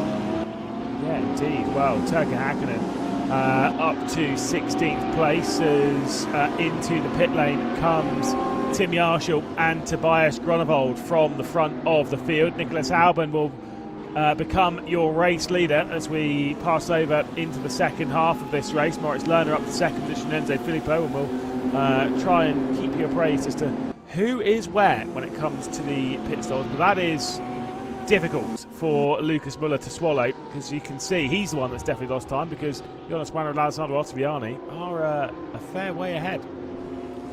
We'll never know whether that undercut would have actually worked for Muller there, because I don't know whether it was the stop itself or the outlap or what went on there, but something's gone badly wrong, and he's not going to be a contender here at all for this race anymore. Where is Jarschel going to be though, and Gronewold, the two other contenders really from that top 5. Gronewold pretty close to Jarschel. I think Vanna's going to be in the lead here. Jonas Vanna into the opening complex of corners and into the potential race lead as Tim Jarschel has dropped down into what will be third place, and a big kick of oversteer from Jonas Vanna. It'll be Vanna from Ottaviani, from Jarschel, from Gronewold, Häkkinen and Muller post pit stops. Once we'll see where Albon and Lerner and Filippo will be. But yeah, it's interesting there that there's been such a large drop and a change. Massively so. I mean, Vanna and Ottaviani are a long way in front of Jarschel. Was that 1 or 2 laps they spent out there? Might have been 2, but yeah, that's a big gap nevertheless to have here. And well, it's hard to see Jonas Vanna losing this from this situation, by the way. And since he's second place in the championship going into today, only behind Thomas Ribeiro, he's still not having the greatest day. He's down in 23rd now. This is looking very good for Jonas Vanna, and not so good anymore for Tim Jarschel, who's only just in front of Gronewold. Yeah, indeed. I mean, look, your pick for the race. I mean, my pick's not exactly doing great. The commentator's curse doesn't exist, but things aren't going well for those drivers that we have selected to do well this evening. And with 26 minutes and 20 seconds left to go, Tim Yarshall, effectively the former man of the DTM Esports Championship, has a bit of work on his plate to find his way back to the top step of the podium for the second consecutive race. And if things finish as they're currently running, we will indeed have our 4 consecutive winners in the 4 official rounds we've had for the DTM Esports Championship in 2026. 5 if you include the pre-show round. So, I mean, that's again shows the competitive equality that we have in DTM Esports, I'm sure.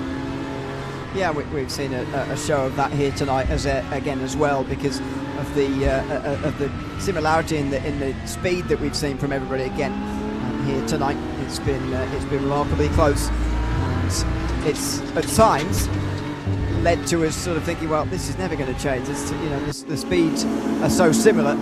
The field is never going to change, but that's not entirely true. We have seen Vanna and Ottaviani use some pit strategy to get in front. Now, will they actually fight for the race win, or is Ottaviani just going to follow Vanna home? I think that's the only hope for a leading fight that there is here, these two at the moment. I mean, look, as much as we talk of team strategy, and oh, Jonas Wanner's gone for a spin! Jonas Wanner! It's fine. Whew, okay, I'm going to have a deep breath, and we're not going to panic about any of that. We'll rewind 5 seconds, just pretend I didn't shout about anything. Well, that really caught me by surprise. Bit of lag there. No, what I was going to say is that as much as they're all from the same stable, and yeah, that's all well and good, it's about the top 20 of the Drivers' Championship. It's about the Drivers' Championship. No teams, no nothing. As much as you've got stable mates, you're not fighting for a team's championship or a stable championship. You're fighting for the Drivers' Championship. If I'm Alessandro Ottaviani, I'm focused on scoring points regardless as to whether it is my teammate ahead. Don't get me wrong, I'm going to fight them nicely and fairly and all this, that and the other, but my goal is to try and close up and get ahead. Yeah, I mean, that was a weird moment, wasn't it, for Vanna? I mean, especially halfway through a discussion about how good these drivers are and they don't make mistakes and whatever. And Vanna would have made a solo spin into the final corner. Thankfully that didn't. You would have had a hard time arguing that after after that moment there. But anyway, you just got away with it. It's probably likely, I would say, because of all that where you just mentioned there about teammates and stuff, it's probably likely to stay as it is, I think, between Vanna and Ottaviani now. They're not even that close either, really. You've got to be really close to make a move around here, and he's not that close. The non-teammates, obviously down here, may well give us some more entertainment. Yarshall, all of a sudden, now he's not in the lead, looks all at sea, really, and Gronewold's right behind him. Turkka Hakkinen not that far behind, and for all of the single file that there is around here, there is also, when there is side-by-side, so the group scatters really, and then you're very likely to see moves, and also we saw a bit of that at the Norisring last week, so just watch out for the first move to be made here, because after that, it's really going to turn into a different group entirely. Yeah, Tim Yarshall, looking like France in a World Cup semi-final, convincing for an awful lot of this race, and then suddenly we get to the end of it, and looking like coming a bit undone and completely unconvincing potentially here for Tim Yarshall. Maybe he's playing a long game and looking after the tyres for the final bit, I don't know, but he is regardless feeling a bit of pressure from Tobias Gronewold. 2.1 seconds up to the Giro ahead. I mean, a podium, this will end up being at least at this pace, because it will be a 1-2 for those ahead. By the way, you were saying that Ottaviani wasn't close enough to Vanna. Go back to that one. 2/10 now separates the pair of them, and those two are very close at the front. Tim Yarshall would be in third position, but Gronewold, Hakkinen and Muller are waiting in the wings for a potential mistake. And Max Benneker's not that far behind with just over 20 minutes left to go in this race. Yeah, Ottaviani really has closed in the last couple of moments, and say for that for what will be the race lead, but so far nothing doing. So this is going to feel a little bit strange for a while because of the 6 who have not stopped yet. So far, none of them are getting close to actually needing to be passed by Vanna for an actual position which is always a little bit of a concern for the leaders when some of the backmarkers stay out for a bit longer in their second stint of the day, especially Sebastian Rea and Mark Pittman are not that far ahead though of Vanna. And if they carry on right to the end of the next 21 minutes or so, as far as they can go, then maybe they'll be in the way at some point. But the leaders obviously be hoping not. Hoping this can stay uninterrupted for the race lead for those two, and for these guys here for third position. It's an ever-growing group, this, with Yarshall at the front of it. Just looks like a completely different driver now that he's not in the lead anymore. And I think the group will grow post pit stop, because I can imagine, well, obviously Nicholas Halvin, he was very close to his teammate who sits behind Tim Yarshall here in Tobias Groenewold, and you wonder, maybe, look, Halvin could be jumping onto the podium. We'll wait and see on that one, but if Tim Yarshall's pace is wiltering here a little bit and he is dropping this group back a touch, then there is the opportunity for Porsche that currently leads this race to maybe skip a couple of cars. And Moritz Lerner himself won't exactly be a million miles off the back of this train and could well close his way in. So a lot to deal and a lot to discuss in this final third of the race, and a clear picture is yet to form ahead of us as the consistency is they throw their way through the chicane again. It's been put to the test as we the other side of the honest. The car ahead really throws their way through as well. They're highly committed between the pair. Maybe a little bit too committed there from Ottaviani, who drifted out a little bit wide there going through the chicane, through the S run. It's kind of both, isn't it? Turn 12 there. Second part of that chicane, S's bit towards the end of the lap. Just went a little bit wide though, and that's created the gap more than half a second now between those two. Over 6 tenths indeed. I think Vanna's got this in hand, but every time I say that, Ottaviani gets a lot closer again for what will be the race lead. So who knows? And again, this surely would be the championship lead if Vanna were to be able to go on to win this race. Pero still down in 19th position, long way down as Nicholas Huber now does come in. This is a bit of a key moment for this race now. Where is Huber going to come out? Because again, before the pit stops was quite close to his teammate Tobias Groenewold, also with the pit lane Moritz Lerner behind, and Enzo Filippo, the trio into the pit lane that were running first, second and third. And Huber wasn't a million miles away from this battle here. Will he rejoin it? Will he be ahead of it? If he's ahead of it, he's got a chance for the race victory. I think he'll probably slot out in and around Turkka Häkkinen. As much as I feel that Tim Yarshall's pace has been waning a little bit, I don't think it's been waning by that much. It's well saying, but we might be about to be proven wrong here because it's just impossible really to be able to tell when they're running so far away from one another here. Is how the question that Huben can be in this conversation for the top three, but let's see, there's his Porsche on the right hand side, actually not that far away from the lead entirely, but Vanna is going to be able to get ahead of him there at least to the inside, and so is Ottaviani because you have to go around so far there on the right hander. But here he is, Huben, he is indeed in third place. The speed of Yarshall has gone out of him completely and he's given Nicholas Huben a podium. Yeah, that's a superb strategic move from Team Nitro.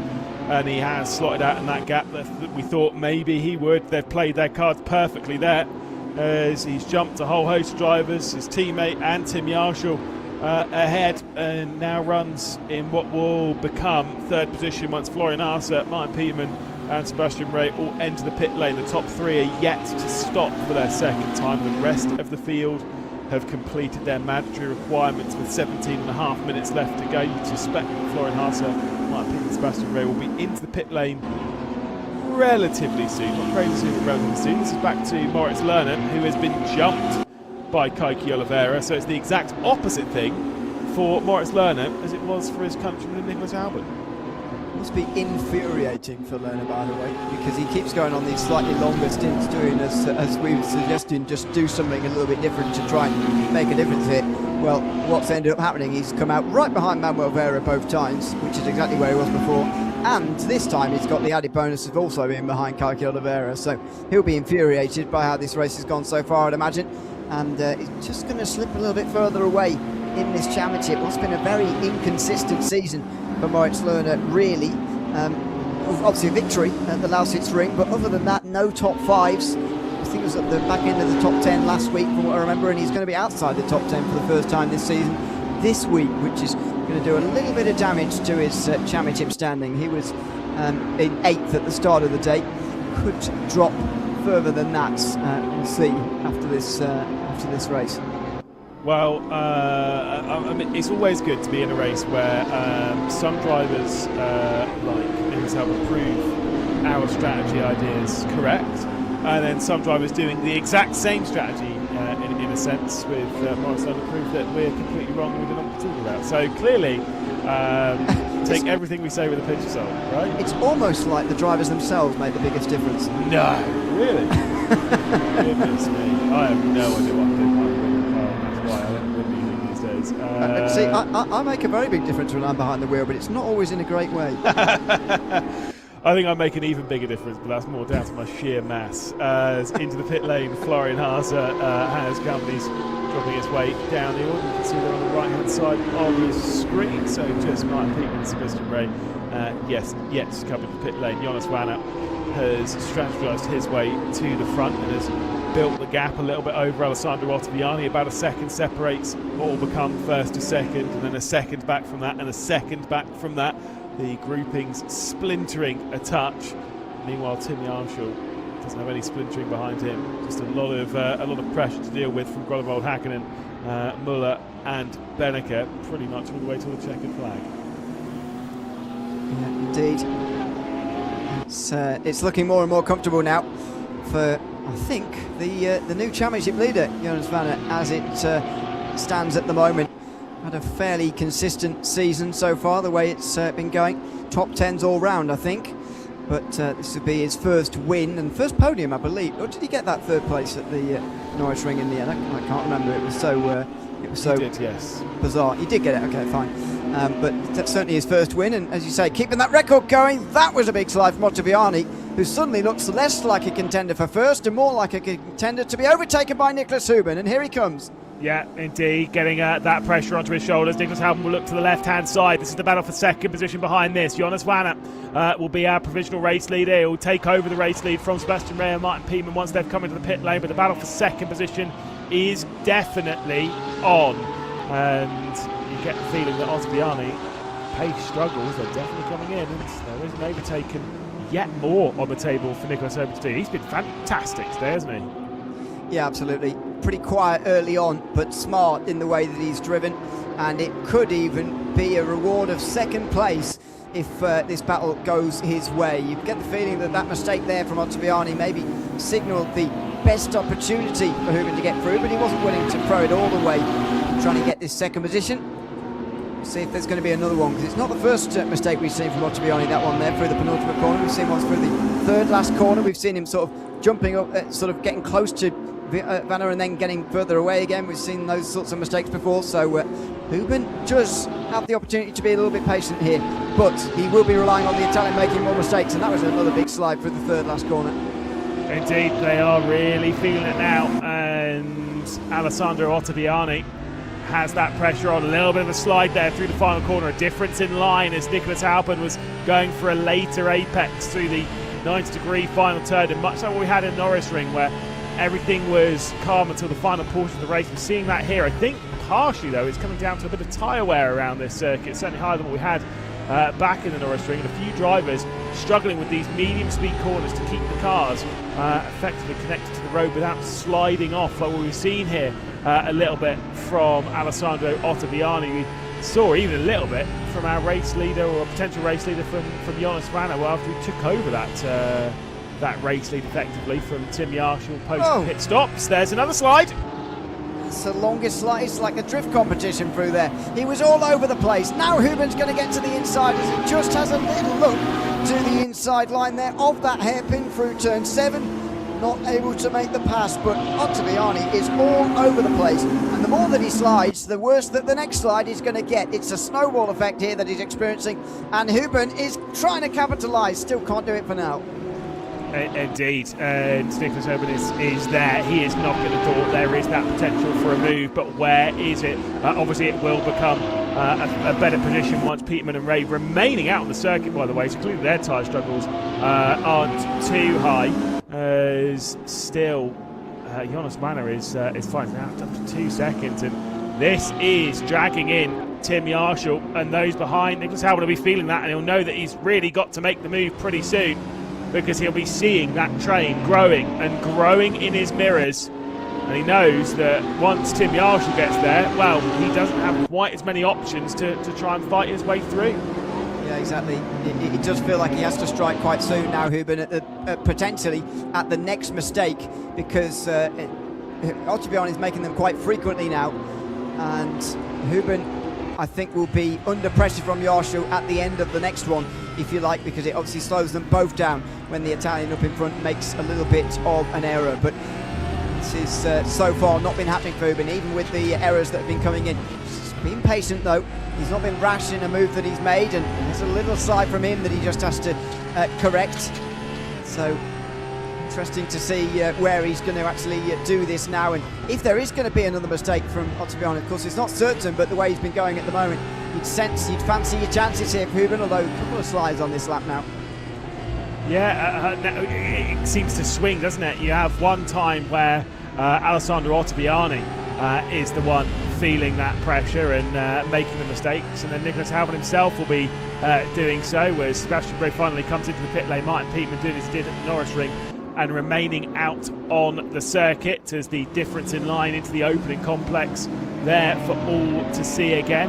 And Jonas Vanna is himself moving one step closer, kind of there, but just one step closer to P1 and to a first victory of 2026, making it 4 different winners from 4 races. Well, who's going to be joining on the podium? You can kind of see some of those cars behind, and maybe they will have the opportunity to work their way through as well, but at the moment they're not getting it just yet. Tim Yarshall was there, he was closing in, but not quite enough just yet. No, not just for the moment. He's not far away, but he's still got those last few tenths of a second to get there here. Grunewald just in behind won't be making this easy either, because Yarshall will have one eye on his mirrors here at what's happening behind. Can't be counted out that Tobias Grunewald is not going to make a move before the end of the race as well. And then again, in turn, he and everybody else following on down the line all have their worries about defending from the guy behind them, because everybody's got one in this group. That was a little look from Hakkinen there as well, just to unnerve Grunewald a little bit there. He certainly is, and they're all unnerving each other just a little bit. And whilst Timing Tower's going a little bit crazy, this race is starting to turn itself up to 11 a little bit here, and this fight from Yarshall, he's doing well to keep those behind. No one's got those opportunities yet, but you get the feeling with the tyre wear potentially increasing, maybe those opportunities will be in. We've had a few big slides around the circuit, and they're probably not a million miles away from getting more and more and more as they navigate their way into this tight hairpin sequence up towards the chicane. Big slide again coming off the corner from Alessandro Otterbein as he tries to put the power down, slides the Porsche off, Porsche versus Porsche in the battle for second place. Yeah, indeed. It's a good fight to watch at the moment. Can Hubin get himself through? At the moment, looking tricky to do this without another error from Otterbein. He's not been able to just yet when things have been normal, if you like. Now here comes the final corner again. Hubin not able to get himself through again, as the sun begins to set now, by the way, heading into the evening. Shadows lengthening, and this race now getting towards its conclusion. Vanna finally the leader as Peterman makes the final stop of the day. Indeed, now we're back to pretty much all square as everyone has pieced their way in, and now we have a clearer picture as to how the race is going to unfold for the next 7 minutes and 10 seconds. Jonas Wanner's got to hold on to a 1.7 second lead, and the gap's been ebbing and flowing, but it is in favour of the German that sits out front. Jonas Wanner is in control, back on board with Max Benneker and its champion Lucas Muller, who will probably say he's had quite the frustrating day, where he's found himself obviously up the very solid position, qualifying in third, find himself down in seventh after an error around the second pit stop, and not really been able to recover since. Not particularly. Down the pit straight, nothing doing here in this group with only 6 minutes to go, and you wonder whether this is going to happen now in terms of these passes, or are they just going to get more desperate as it goes on as this race draws towards its conclusion. Banner comes over the line. He's got no concerns from anybody behind him. About 2 seconds of a gap. Ottaviani certainly has though, and Hubin's got another good exit coming out of the final turn. In fact, one of the better ones this time. Ottaviani, he's weaving around quite a lot. He's defending and then just pulling back to the racing line pretty consistently, really, blocking Nicholas Hubin at the moment. Look, they're defending what it's an easy track to defend at, realistically. You know, you've got to drive the racing line, and surely all should be fine. And they're playing their cards right here, even though they're pushing themselves to the absolute limit. Sliding through again, differing lines all over the place as they try and just hold on for what they're worth. It's a difficult track, clearly, for the drivers to keep on the racing line. It seemed so easy 50 minutes ago, and now it's getting more and more difficult as the checkered flag sits just on the horizon for them. Likes of Tim Yarshall, even, who looked so strong earlier, was way off the racing line, and Turka Hakkinen for Tobias Gronewold. There's yet a further opportunity. It won't be for the podium though, with 5 minutes left to go. That does seem like it's going to be fairly settled between Wanner, Ottaviani and Halben. As to which way round that's going to go, we'll have to wait and see. The gap got as low as 1 second between third and fourth. Now Tim Yarshall sits behind, and once again here we go for second place. Here comes a look, Nicholas Halben trying to get to the outside. We'll try and cut to it in just a second. It is going to be Nicholas Halben straight to the outside of the opening corner. Contact between the pair of them. Alessandro Ottaviani is squeezed out wide and sliding himself out into third position. Ottaviani's going to go. Big kick of oversteer from Nicholas Halben. Is Ottaviani going to be able to come straight back through? Not on this occasion.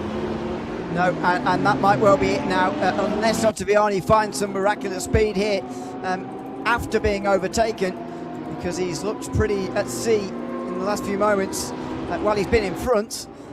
I would say this is Hubin's now to keep this second position. I think Ottaviani might well argue the case that Hubin makes contact with him there or whatever, but I think that was just fair side-to-side contact in a racing scenario there, and that had been coming for Ottaviani for quite some time. He'd been blocking almost for quite a while there, Ottaviani. Finally though, he's been displaced by Nicholas Hubin here, and Ottaviani is back to third. He can focus now on just making sure he can get out of today with a podium, which would surely be a success from this position.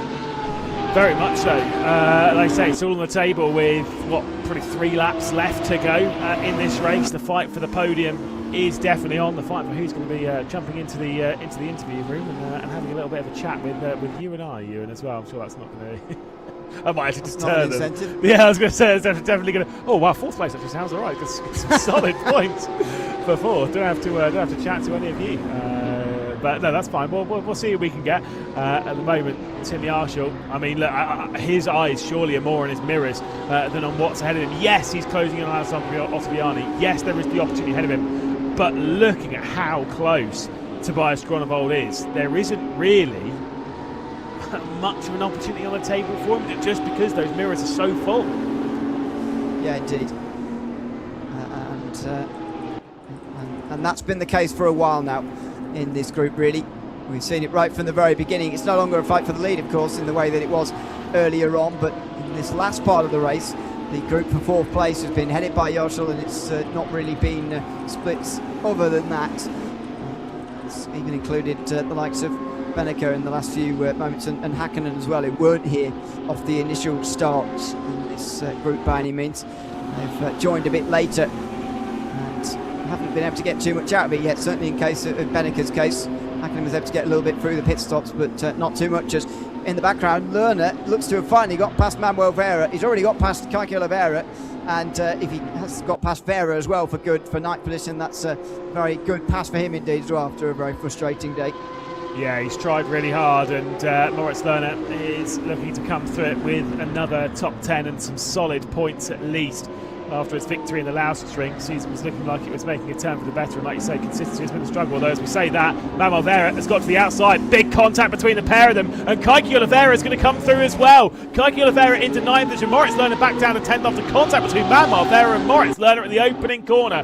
I mean, Vera's car looks in horrible condition, with a lot of damage on the front, as does Kaiki Oliveira. I wonder how much of that it could have been that lag that we had earlier on, so it might actually be the physical damage they're dealing with. But regardless, there was a hip check, there was some contact, and Vera went out wide at the opening turn. Yeah, he was never going to take that too easily, was Vera, really. Considering he'd held on from Lerner for so long there, he was never going to give it up so easily. But Kaiki Oliveira, the undoubted winner out of that battle between Lerner and Vera, he was able to just slip through into 9th position, and that's little solace really compared to the positions that he might have had really if he'd have qualified a bit better. But in any case, he's got pretty much what he can out of this. There's less than a minute to go. These guys are getting their final opportunities now on the very final lap. Indeed, we are on the last lap here at Oschersleben. Jonas Wanner leading by 2.5 seconds at the front of the field. Since he's taken over the race lead, he's looked comfortable and consistent, certainly more so than those elsewhere inside the top 10. Max Benneker's going full push to try and get past the number 1 car of Lucas Muller. There isn't time at the opening corner. You start to wonder where else in the circuit is there an opportunity. In deep again from Benneker. He is giving it everything at the moment.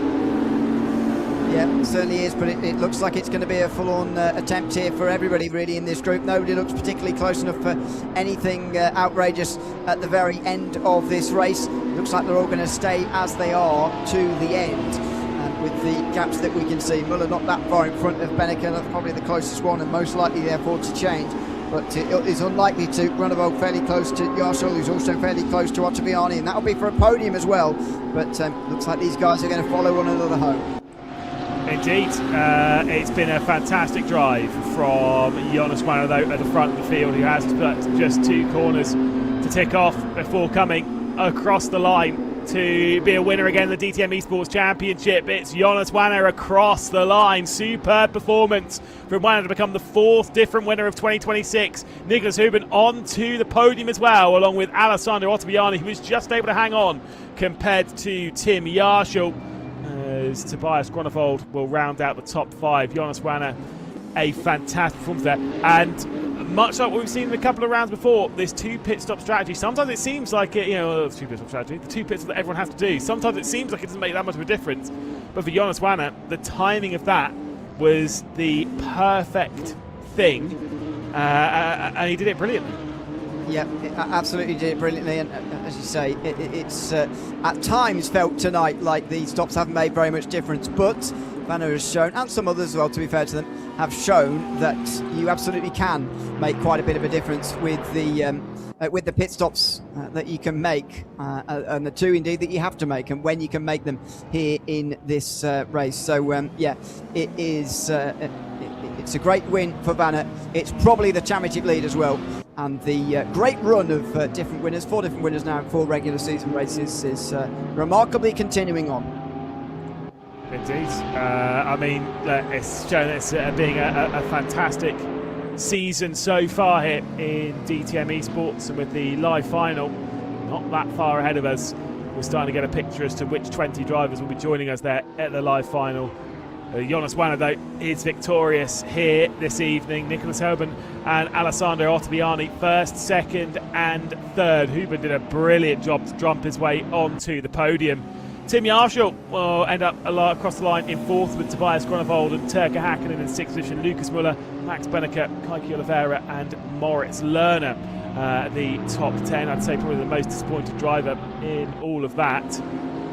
Probably Lucas Muller, after qualifying in 3rd position, dropping down 7th. Alessandro Ottaviani probably won't be particularly pleased to have qualified on pole, but at least he manages to grab himself a podium from the end of the race. Tim Yarshall led most of it, ends up even outside of the podium looking in. That's the sort of season that Lucas Muller's been having, unfortunately. 7th place this time round on a day where, as you say, could have very much had a podium, but it just felt to me like all of the top 8 really will say, well, maybe he could have had a podium say. Potentially with the exceptions of Hakkinen and Beneco, probably would have been just pleased to get in that front group by the end of it, because for a while it looked like they weren't going to be much a part of that. But yeah, they all managed to get themselves in that front group, and only 3 of them, of course, can be on the podium after all. So there you are. But a great drive from Jonas Vanna to get the win there in that race through strategy, where so many others were really struggling to make much of a difference in their different pit stops. Yeah, we'll be grabbing an interview with our top 3 in a few moments' time, and obviously great to hear some of the thoughts and feelings from some of these drivers who've battled so hard. One of the things that I find with a 60-minute race here compared to the 2 sprint races that we were running last season, Ewan, is that these 60-minute races do kind of take it out of you a little bit more. The sprint racing, obviously, you do a little bit and you think, right, that's 20 minutes done. I'll come back in a moment and then we'll do half an hour. Fair enough. It's all good. Here, as much as only 10 minutes more racing, doing it in a consecutive, time, as much as an hour, these drivers, a lot of them do endurance racing stuff, but that sprint race where you have to be perfect pretty much for the entirety of it is brutal. But then again, I mean, if you have a bad race 1 in a day, I mean, I look back to the championship finale the last time we had that 2-race format, and Isaac Price was it was into the hairpin where it all unravelled for him in race number 1. You can be really wounded by what happens in race 1, and then be pretty unmotivated and pretty depressed going into the second race. Obviously, you do get a chance to have another go, because there was a second qualifying. It wasn't a reverse grid or anything, but it was a second chance to have another go completely with a new qualifying session there. So yeah, there's pros and cons again, isn't there? I actually prefer this 1 race, especially with the 2 pit stops that you have to make over the course of those races, because of the amount of options that it opens up for you. But it does rather put all your eggs into one basket, really, with just the 1 race in one evening.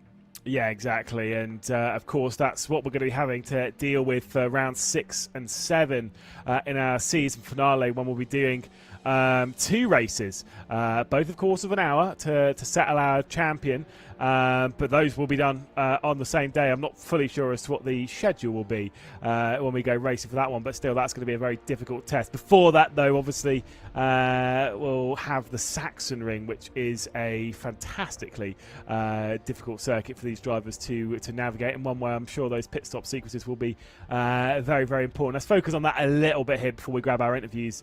You in Sachsenring, more obviously, we see it in DTM, of course, but it's more well known for its running in MotoGP on 2 wheels rather than on 4. But it's a great racetrack for all kinds of racing.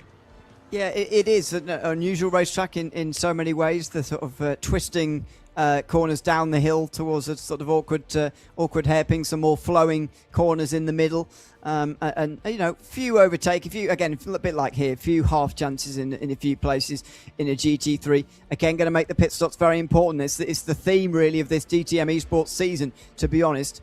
Pit stops being very, very important because of the circuits that we've been going to all throughout this season, right from round 1 right to the very end. Maybe the only differences potentially are going to be in those final 2 rounds in the live final, where maybe there's going to be a little bit of a difference in terms of overtakes being a bit more possible. But for the majority of this online season, especially, and the season as a whole, it is all about the pit stops really, and trying to work those the best, as we've seen tonight. Exactly, and getting the timing right on those has been critical.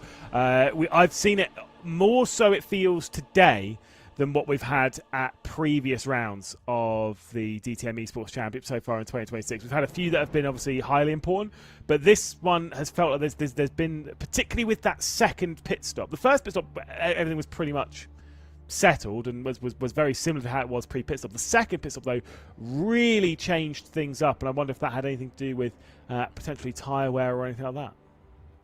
Yeah, there's all sorts of factors on there coming into a different circuit compared to the previous one that makes it, makes it a difference for pit stops or whatever. But that for me, I haven't felt too well. Obviously, having watched most of them and commentating this one, I haven't felt like it's so much of a difference track to track really over the course of the round so far, and it doesn't seem to me like it's going to change too much either heading into that final on-down round either. Indeed. We're just waiting for Alessandro Ottaviani to join us in the commentary booth, and then we'll be able to interview him, and you can hear voices that aren't just mine and Ewan's, which I'm sure no one is particularly interested in. We want to hear what the drivers had to say after what was a tricky race here at Oschersleben. And, of course, it's a bit of a counter to what we had at Norisring, where we obviously had DTM itself go to Norisring a few weeks before we went racing in DTM Esports. This time around we play it the other way around. We've had our race at Oschersleben, and then in just a week's time the DTM Championship will be heading to Oschersleben, and obviously great to see that in person, won't it? Yeah, it certainly will. So looking forward to that. It was a great end to the season, and always a dramatic end to the DTM Esports seasons in years gone past. Anyway, you can be fairly sure in this series that it's going to be an exciting finale. We certainly had one of those last year as well, with the drama with Isaac Price and Lucas Muller. I think 5 came in with a mathematical chance going into the fight from memory that last year. So it's always a pretty much guaranteed, nailed on, exciting finale in the DTM Esports Championship. Obviously this time being in person as well makes that even more so. But in terms of the points, it's very likely to be very close. And so looking forward to that once again with the final round still to come. We're very much getting towards the end of this season now. We're 4 rounds down, but still 4 different winners from 4 rounds so far. Indeed. I think we should have Alessandro Ottaviani in the comms booth with us. I don't know if he can hear us or we can see him. We should be able to have Alessandro Ottaviani on our screens in just a moment's time. We were able to catch up with the driver who qualified on pole position and, of course, ended up finishing on the podium. It was a good drive from him regardless, wasn't it, Ian? Yeah, it certainly was, and might be disappointed a little bit not to get the win because that was a possibility for a while. Might be disappointed not to have got second place because that position was also being held for quite a while until Nicholas Subin was able to battle past there. But as you say, it's still a very solid result and a very solid season overall, to be honest, for Ottaviani. We know his credentials on RaceRoom. We've seen them time and time again, but this is just another chapter in that. It was up there towards the front in the championship coming into tonight, and has likely maintained that sort of high position going into the next weeks as well. So a decent week overall, even if at times it could have been a little bit more. Well, we have ourselves Alessandro Ottaviani, who's joined us in the commentary booth. Alessandro, for one, have we got a copy on you? Yeah. Can you see me, guys? Perfect. We can hear and we can see you. A great evening for you here in DTM Esports. Obviously, you qualified yourself on pole position. Still managed to get yourself podium. It was a very difficult evening of racing out there. Seemed like a lot of drivers were struggling out there at Oschersleben. Yeah. It's been good, but not great. The weekend started really good with the pole position, but too many mistakes. Then I had some problems during the start with the pit limiter. I don't know, something would happen, but it is what it is, and then too many mistakes, especially during the third stint. So yeah, a bit disappointed, but I still got podium. So yeah, it's a bit of a shame because I probably could have the pace maybe to win or just to stay in P2, but it's still good. I'm happy that Jonas got a win. So yeah, at the end it's still a good evening, so I can be happy about the result. Just tell us about that final stint there, Alessandro, a little bit, because you mentioned the struggle it was a little bit towards the end. What was that really down to? Was it tyres? Was it sort of getting towards the end as a driver of an hour-long race? What was the real causing factor of those couple of errors that crept in the last 15 minutes or so? Yeah, I just cooked too much, especially the rear tires. Then in the last 8-9 minutes of the race, I started to make few mistakes, especially in the last sector. So especially when I was overtaken by Niklas, it was because I was doing mistakes. I was going off track. My tires got dirty, and my tires were just done, and was not able to manage it. So that's completely on my fault. But that was mainly the tires management. Just make me really, really bad. So yeah, it is what it is. Time management seemed like, you say, quite a critical thing here at Oschersleben. Only one more online round left to go, which is obviously next time out when we go racing at the Sachsenring. And then after that, when we go to the Nürburgring and Hockenheim, I'm sure these are all circuits that you focus on, maybe a little bit of tyre wear, but let's fast forward just a little bit to the live final. I know it's obviously a few weeks away still. Are you expecting the same strategy things to play a part there, or are you more focused on racing in person, that kind of being the main de facto thing for the final? For sure. I mean, I've been in a couple of on-site events, and everything is, I will not say different, but the atmosphere, everything, it's it's cool, but of course it's different. So it's gonna be a big challenge for all of us. Can't wait to be there. Still one race to go, so everything is not sure, but. Yeah, I'll try to play same as I'm doing in these online races for sure. To see everyone in person, it's cool, but also it's gonna be really challenging. So we will see some big moments. There will be big moments on the on-site final for sure. Sandro, thank you so much for joining us, and again, a fantastic drive to the podium. I'm sure we've got a bit more to talk about as the season progresses. Thank you, guys. Ciao, ciao. Have a nice. There we go. Alessandro Ottaviani, superb performer there. You in this round, that pole position, really, really impressive, and the podium, great as well. Yeah, so it's he and Yarshall who've got 2 pole positions each now, 2 and 2. But Ottaviani not able to convert this time round in terms of a victory there. He gave us a little bit of an insight there as well, actually, as to what happened off the start between himself and Tim Yarshall, which was quite interesting to hear, actually, because we thought, actually, that's just a very good reaction from Yarshall. Maybe he's even jumped the start. That's how far ahead he got. Actually, it wasn't down to any of that. It was a problem for the pit limiter for him. And so Ottaviani taking the blame for that one himself, which maybe had more of an effect on that race than we realised, because it could have been a very different world, I suppose, if he was leading right from the beginning. Yeah, I mean, for Tim Yarsh, obviously missing out on the podium despite leading there into the opening quarter, I'm sure it'll be very disappointing. But very interesting to hear there from Alessandro Ottaviani saying about the tyre struggles which a lot of these drivers were dealing with out there, and it was plenty exciting. Or be able to catch up with Jonas Banner, who seemed like he was a driver that wasn't really struggling with his tyres out there, very strong at the front. Yeah, let's chat to him now. Jonas, welcome in. Congratulations on the race victory tonight. Just how was that in terms of your result compared to your expectations at the middle part of that race? It seemed very difficult to overtake, even if you using pit strategy, but you were able to use pit strategy perfectly to take the win in the end. Just how unexpected was this win for you, and how pleased are you to take it? Well, I'm speechless. Like after last weekend at the Norisring, I thought P3 was already a big achievement for me. To now be sitting here finishing first. I mean, DTM Esports probably one of the biggest esports races there is, esports series there is. I'm delighted. Well, the race itself, it was, as you said, really hard to overtake. I mean, I think everybody saw how difficult it was to even follow closely. I mean, probably everybody knew that Oschersleben isn't the track to fight as good as Norisring probably. So, of course, the pit strategy was the main thing to focus on. I think, I probably nailed it, to say it at least. Like I said, I'm speechless. I don't really know what to say.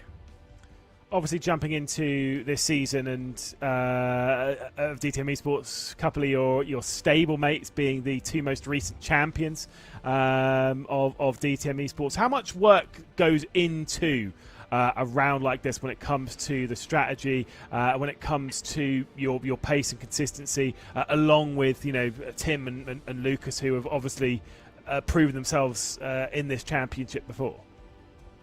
Well, I think, doing the preparation. I mean, as you said, we have the 2 recent champions in our team, so I think they pretty much know how to nail a preparation. I mean, obviously it's really difficult, especially after racing Norisring last weekend, to have 1 week of prep. I think main focus, as we saw today, is getting the hot laps in. I think the race pace itself comes from having good recent pace already. From strategy side, I mean, we had our plan what to do. I mean, we all knew that the first time the window opens is probably the best moment to come in, because the tires just drop off massively after 3 laps. I mean, we even came in before, but as everybody knew in DTM, it counts as you exit the pit lane. So Yeah, I mean, the first stop was planned. The second one basically came on. Wow. That is an abrupt ending to that. We salute you, Jonas. He's gone. That actually wasn't him. That was the call. Unfortunately, we will have to catch up with Jonas another time. That's a show. I was really interested to hear what he had to say there after a very well-deserved victory. It makes it sound like we kicked him out after he said everybody knows that the pit window opens when everybody leaves, because we obviously didn't know that and got quite a bit early. But we didn't kick him out. The Zoom call ended. So there you go. To be totally honest, but there you are. Anyway, it's great to hear from him. And a great drive from him. Absolutely fantastic drive to get the win here tonight. As he said, speechless at the victory. I was surprised that anybody was going to be able to get past Tim Yarsha, to be honest, after the control he had over this race, but Vanna was able to do it, and a great drive from him. And he's been going from strength to strength, isn't he? Obviously, with the podium back in the Norisring, which he said was a surprise. Now a victory here. Obviously, Ian will be racing in a few weeks' time when we head to the Sachsenring. I mean, the confidence for him is going to be through the roof. Yeah, it absolutely is. And as we've mentioned time and again, so close to the top of the championship coming into today. Thomas Ribeiro being so far down today means that he's almost certainly going to be top of the tree now. So he is going to have absolutely sky-high confidence. And he's the only one really who's had a consistent season overall, I would say. He did manage to get that podium last time out. The week before that, he was 9th. The week before that, or the round before that, 8th position. He's been in the top 10 every time, and nobody else, I don't think, can boast that now we've been through the first 4 rounds. So he will be absolutely over the moon with this result and with this season so far. Exactly, and for a lot of these drivers, the season hasn't been exactly what they would have expected coming into it. Tim Yarsha obviously grabbing that victory allows now kind of turning his season around after a disappointing start. It seems like drivers are really struggling with consistency this season. Tomas Ribeiro, who has been one of the more consistent drivers this season, struggling a little bit with this round, right? And so Jonas Vanna, you're quite right. He will take over the lead of the points going into round 5, the last of our online rounds here. That's just the nature of how this has been chopping and changing so frequently, isn't it? Yeah, exactly. It's just been like this the whole way through. Nobody, again, has really taken a grip on this championship. Maybe you can argue that Jonas Vanna has done that now with this race result, because, as I say, he's had top 10s every time. I don't think anybody else can say that they have had that. Certainly not to the level that Vanna has in the last 2 rounds.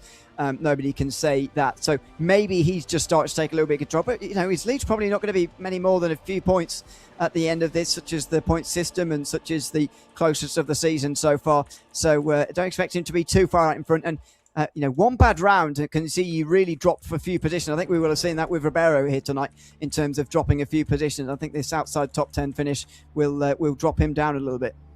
Indeed. I wonder who the favourites will be going into the next round. Tim Yarshall, obviously, will be plenty strong enough, I'm sure. He'll be firing his way back into the top reaches, I'm sure. Of course, for Tomas Ribeiro, look for the recovery for our championship leader coming into this round. Struggling a little bit here at Oschersleben.